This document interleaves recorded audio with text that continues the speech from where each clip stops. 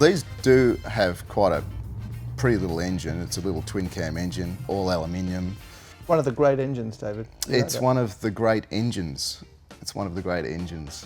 They're not the most simple of engines for the period. There's quite a lot of simple engines around at that period of time, so I wouldn't call it a low maintenance engine for a sort of run-of-the-mill sort of coupe in the area. But it was a great engine. It was it was a sophisticated mass production engine. Yeah, okay, but your local mechanic probably wouldn't work on it. Probably not. No, your corner service shop wouldn't look after it.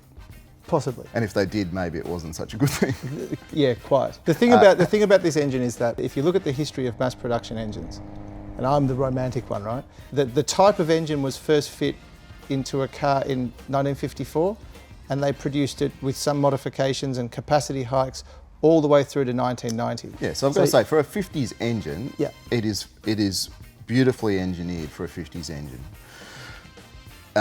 Putting the thing together with you was certainly interesting. They're quite a complicated little engine to put together. You know, there's lots of little things that you need to know and make sure that they're right. Otherwise, you know, the head gasket leaks. They've got these little cylinders that go into the block. You've got to position those correctly. They've got to be sealed at the bottom. They're called wet liners. Wet liners.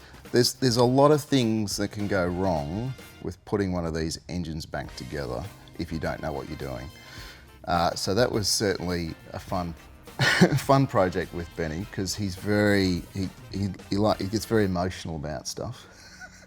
And I just wanted to get it done the right way. And Benny's like, come on, when's my engine back together? When's my engine back together? He has a meticulous approach, which is correct for any engine builder. But I think what he's alluding to is that a lot of engines that came out of England, say, at the same period, were much simpler in their engineering. So you could theoretically rebuild a pushrod English engine and not be as meticulous and still get a result. You could rebuild a pushrod English engine on the side of the road. Yeah, you could. In the mud. Yeah. And you the same approach doesn't engine. apply to a twin overhead cam, all aluminium Alfa Romeo engine, because it was inherently a high performance engine.